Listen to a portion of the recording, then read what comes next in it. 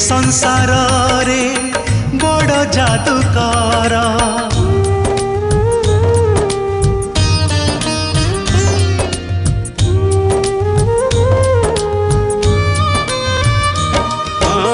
सकल सूत्रर तुमे सूत्रधर संसार चित्रर तुमे चित्रकर कला कारीगर तुमे कलाकार कला कारीगर तुमे कलाकार नमामि नमामि नमामि जय जय जय जय जगन्नाथ स्वामी मो नयन पथगामी जय जय जय जय जगन्नाथ स्वामी।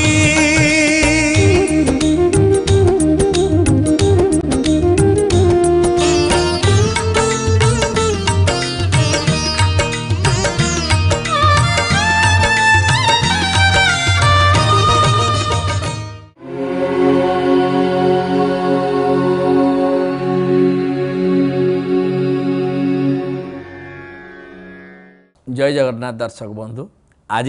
बैशाख मास द्वादशी तिथि शुक्रवार ये पवित्र दिन रे आमे विचार करने दरकार आम पाखे जहाँ अच्छी आमको जहाँ भगवान देइचंती सेथरे आमे संतुष्ट हवा दरकार एवं सेटा आम पाखे थिला पर्यंत आमे तार उपयुक्त विनियोग करती ना किंतु चलीगला आम पश्चाताप करती जमीती अनित्यानि शरीराणी विभव नैव शाश्वत नित्य सन्निहित मृत्यु कर्तव्य धर्म संग्राम अर्थात आज जाकू 50 वर्ष होईची काली ताकू 51 वर्ष हम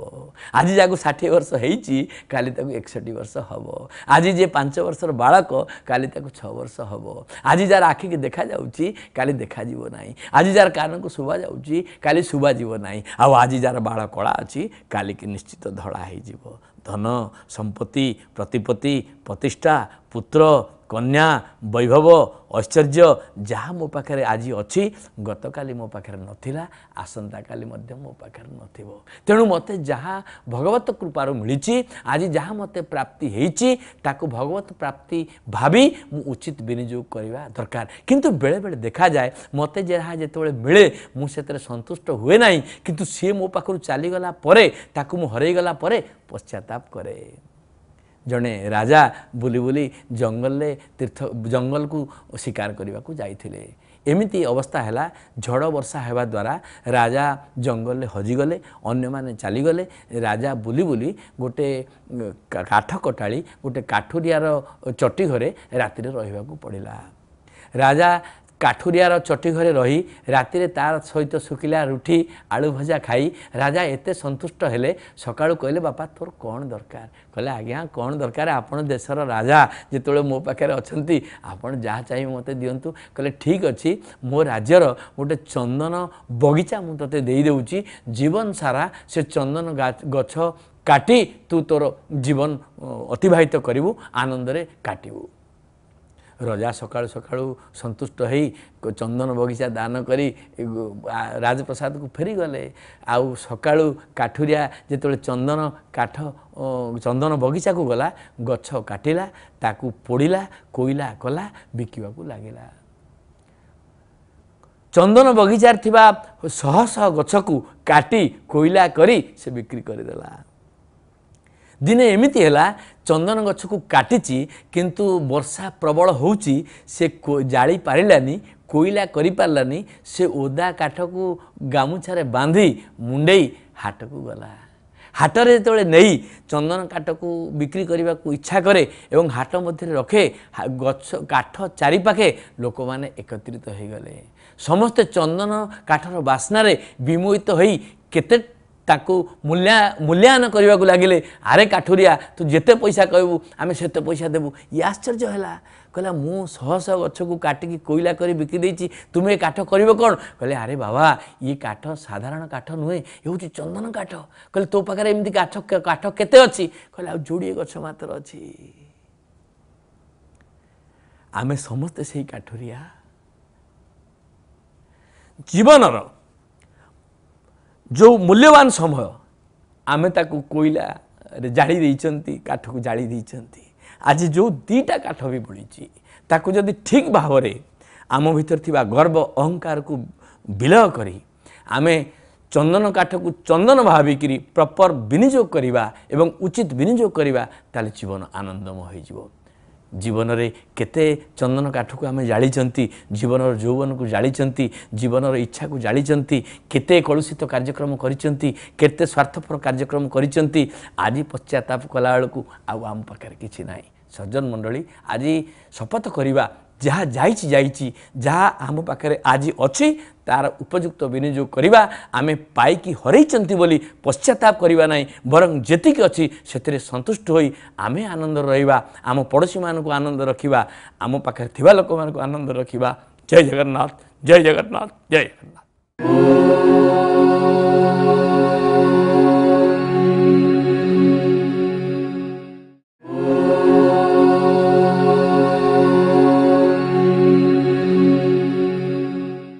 जय जगन्नाथ, जय जगन्नाथ। अमृतवाणी कार्यक्रम को आमर अगणित दर्शक बंधु को सुस्वागतम। मु संग्राम आचार्य आपण मान पाखरे आउ थे अभिनंदन कृतज्ञता ज्ञापन करुच्ची। अपूर्व भाव में आमे आचार्य चाणक्यंकर नीति को अति चमत्कार भाव में दिव्य संदेश समाज को देइछंती। जो संदेश आमर जीवन यौवन को एवं मार्गदर्शन करिवार सहायक हबो। यही कथा आमे अत्यंत भाव में चमत्कार भाव में सुंदर भाव में केपरी चाणक्य रचना करिसंती तांकर अपूर्व श्लोकरे। कष्टे च खलु मूर्खात् कष्ट च खलु यौवनम कष्टात् कष्टतरंग चैव परगेहे निवासनम।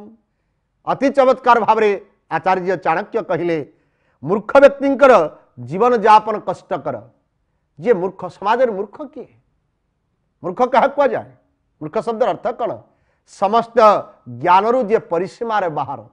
जार नैतिक मूल्यबोध नाई, जार विवेक अनुरक्त नुहे, जार केवल इंद्रिय गुड़िक अति क्षिप्र एवं मन जार स्थिर नुहे, एभली लोक को मूर्ख कह जाए। अनेक समाज रे देखा जाइछि पाठ पढ़िबा लोक बहुत लोक समाज रे आपण जानिछंती। इतिहास रे भी बहु बहु चरित्र महापुरुष अछंती, से बेसी पाठ पढ़ी नांती। आम समाज रे बड़ दुर्भाग्य होछि आमे काहाको मूर्ख कहउछंती? जो माने एकाडेमिक क्वालिफिकेशन नाही, अर्थात जो माने केवल सर्टिफिकेट पाई नांती सेमानको मूर्ख कह जाउछि। जदि ये कथा को निर्णय करा जाए ताहले कहंतु कवि सम्राट उपेंद्र भंज तांकर शिक्षागत योग्यता केवल तृतीय श्रेणी। जदि कवि सम्राट भिन्न तृतीय श्रेणी योग्यता, किंतु सी तो पाठ अल्प पढ़ी थे, किंतु आम समाज रे मूर्ख शब्द अर्थ कौन? आचार्य चाणक्य कहले मूर्ख किए ना जार जीवन आउ यौवन ये दुईटी नष्ट हो जाइए। जीवन आउ यौवन सहित कहीं यौवन को तैयारी कले। देखंतु जार यौवन सुधार तार वार्धक्य सुधार, जार यौवन ठीक तार वार्धक्य ठीक। जे यौवन बेले हसी हसी खुशी समय को नष्ट करिछि तार वार्धक्य कष्टदायक जाइछि। आ जार यौवन कष्ट कटिछि, जार यौवन अति दुख रे कटिछि तार वार्धक्य सब सुखमय। ये कष्ट आउ सुख शब्द अर्थ होछि सुख विलास, विलास रे कटेइबा। यौवन को विलास रे कटेइले वार्धक्य दुख अपरिमाणी आ निश्चित या हबो। किंतु यौवन समय जदि आमे कष्ट स्वीकार करिबा, दुख करिबा, व्रत उपवास करिबा, जदि आमे धार्मिक हवा, नैतिक मूल्यबोध हवा, कष्ट मिली पारे। किंतु वार्धक्य जे सुखमय केते चमत्कारमय सेठी अपेक्षा करिया दरकार। एठी आचार्य कहउछन्ती कष्टम च खलु मूर्खता। कले कष्ट कहार ना जे मूलरु मूर्ख, जे मूलरु मूर्ख ही जाइछि, जार कोनसी ज्ञान परिसीमा नहीं। अनेक समाज रे मूर्ख अछंती, ये समाज रे बहुत मूर्ख अछंती। ये मूर्ख मानकर प्रकृत कारण कौन ना एमाने कौन करंती ना जीवन यापन कष्टकर ही पड़े। एमाने किछि बुझी पारंतिनी, जहा बुझंती भी ता करंतिनी, आ जहा करंती ता भी बुझी नांती। यही परि भाव रे जीवन से मानकर जहा बुझिचंती ता करंतिनी, आ जहा करंती ता मध्य बुझी नांती। आ युवावस्था मध्य कष्टदायक। मूर्ख मानकर यौवन कहीं कष्टदायक कहुछि ना मूर्ख माने दुईटी कथा बुझिचंती। मूर्ख शब्द अर्थ कौन कहले आचार्य ना मूर्ख होछि सेया केवल खाइबा, आनंद रे भल भाव रे भोजन करिबा, किंतु भजन करिबानी। किंतु प्राचीन काले कहले यौवन होछि सेई सुखमय जे भजन आउ भोजन दुईटी समन्वय रूप में करे। भजन ठीक टाइम रे करे, भोजन ठीक टाइम रे करे, उभय को जे कार्य करे सी होछि प्रकृति ज्ञानी बा पंडित। किंतु मूर्ख किए ये कहीं मूर्ख को निंदा कले कहले यही उभय कष्टदायक परिस्थिति अधिक कष्टदायक होउछि मूर्ख मूर्ख समाज रे बहुत कष्ट समाज किसी बुझी पारेनी समाज किसी कथा ग्रहण करि पारेनी आउ जदि ग्रहण करे समाज रे बेले बेले दुख पड़े आम समाज रे बहुत लोक पाठुआ आछंदी अनेक पाठ पढ़ी किंतु मूर्ख सहित समान से जीवन को बुझी कौन ना उपभोग करवा जीवन को बुझी या जे भल भाव में पोशाक पिंधा भल भाव घर करवा किंतु सी बुझी ना सुविधा को अनुभव करवा किंतु समाज रे अनेक पाठ पढ़ी लोक अनेक विज्ञ लोक अच्छा बहु एकाडेमिक क्वालिफिकेशन अच्छी किंतु से ज्ञानी की मूर्ख निर्णय आपण चिंतन करेंगे किंतु आचार्य कहले मूर्ख होची सही लोक ना किए ना जार जीवन आउ जौवन नष्ट हो जाइए जार जौवन नष्ट हो जाइए से हूँ मूर्ख कहीं गुरुत्व दिगला जौवन को जहाँ जौवन अवस्था जहाँ जौवन समय हो पार ताहा वार्धक्य अवस्था हो पारे आउ जौवन हूँ उदामता जौवन सबकि कार्य करे जौवन ता पाखे शक्ति अच्छी सामर्थ्य अच्छी सुहृदूत अच्छी सुखद अच्छी आ समय भी अच्छी से सामर्थ्य समय दरकार आ वृद्ध काले जड़े लोक बुढ़ा गला अतिरिक्त वृद्ध हो गले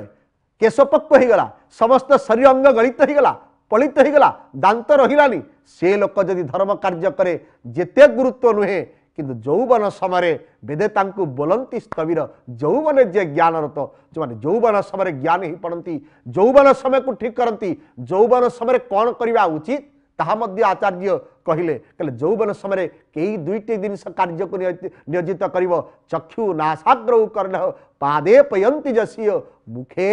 समुद्रते एतानि पंचकर्मणि ज न कुर्वन्ति ते जौवन रता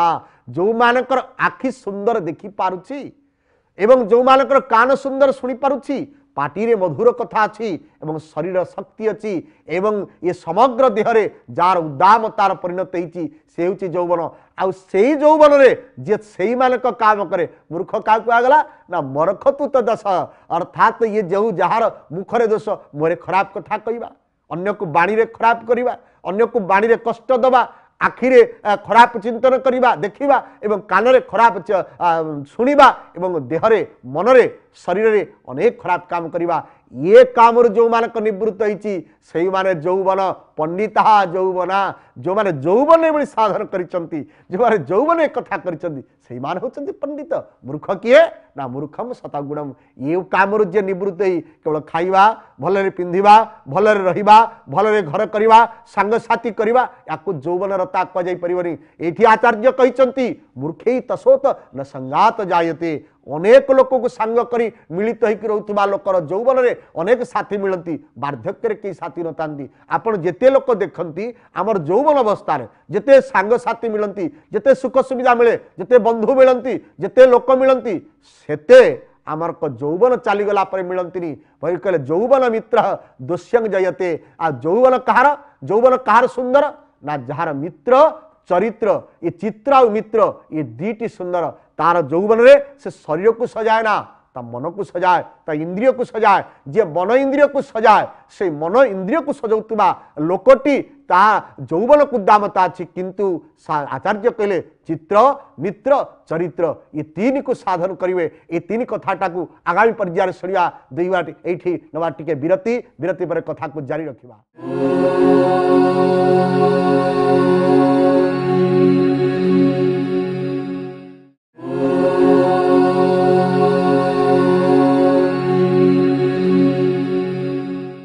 विरति परे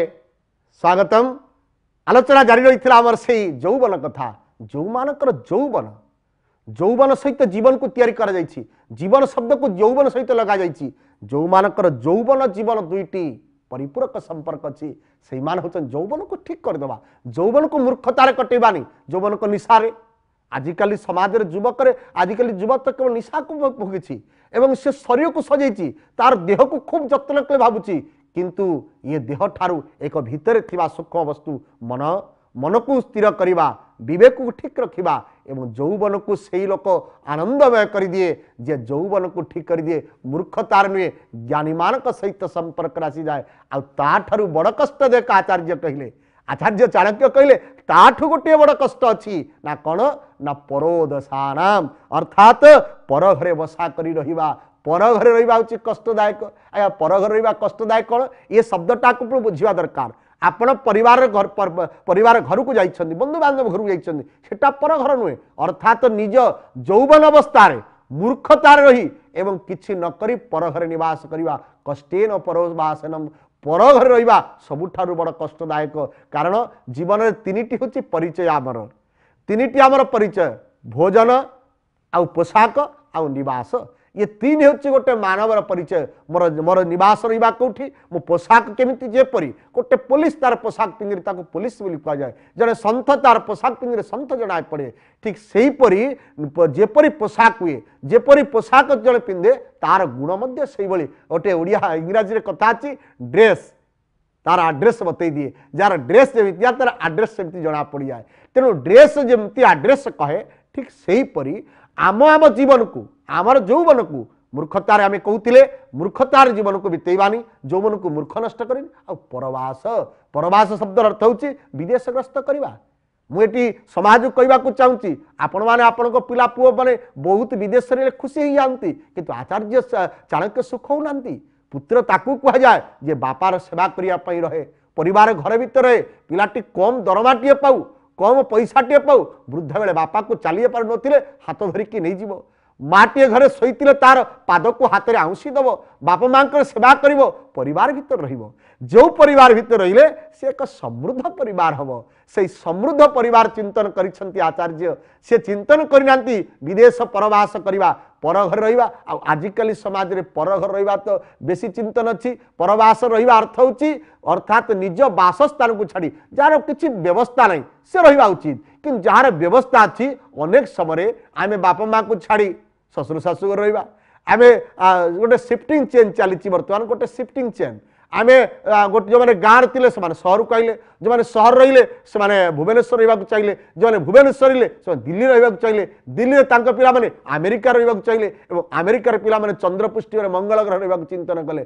किंतु आचार्य कहते मंगल घर रुह ग्रह रुह किसी असुविधा नहीं किंतु निजर मंगल आगे कर निज परिवार मंगल कर मंगल ग्रह रे घर अच्छी कि नहीं सेठी रहिबा पई प्लॉट किनिया दरकार नहीं आगे तुम जीवन में चंद्र अच्छी कि नहीं ताकू देखा कर एवं चंद्र तुम घर अच्छी कि नहीं देख आगे चंद्र होची शीतलता तेणु से पर घर रहिबा आ समाज रे पर गृह रही आमे बहुत समय अनेक समय विदग्ध श्रोता मंडली आमे जीवन को नष्ट कर देइछंती गृहे नांग परगृहेचम अर्थात निज घर को छाड़ी पर घर को देखिछंती किंतु ताकू समृद्ध को आचार्य कहउनांती गृहस्थ परदासम निज घर को देख एवं अन्य घर को मध्य देख निज गृह जदि ठीक अच्छी आपण देखंतु ओडिया रे गोटे छोटिया कथाटे अच्छी बरं निज घरे साग पखाल आनंद अच्छी पर घरे केमती अच्छी पर घरे अति चमत्कार रहिले भी दुखदायक कारण सेटा पर गृह आपण स्वच्छंद किछि करि परिबेनी निजे चाहिए किछि महोत्सव करि परिबेनी निजे चाहिए किछि ताकू अति चमत्कार भाव किछि अनुष्ठान करि परिबेनी कले सेमानकर